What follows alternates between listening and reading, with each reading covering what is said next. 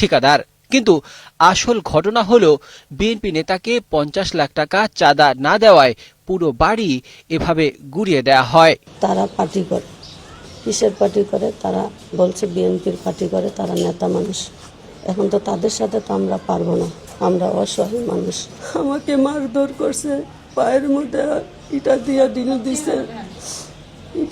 Deal দিছে, তারপর হাতুড় দিয়া বাইরাইছে আমার আম্মুকে, আমাকে, তারপর পাইপ দিয়া, মানে হাতে, তাদের হাতে, প্রত্যেকজনের হাতে অস্ত্র ছিল। আমাদের বাড়িঘর ভাঙচুর করে শেষ করে ফেলছে।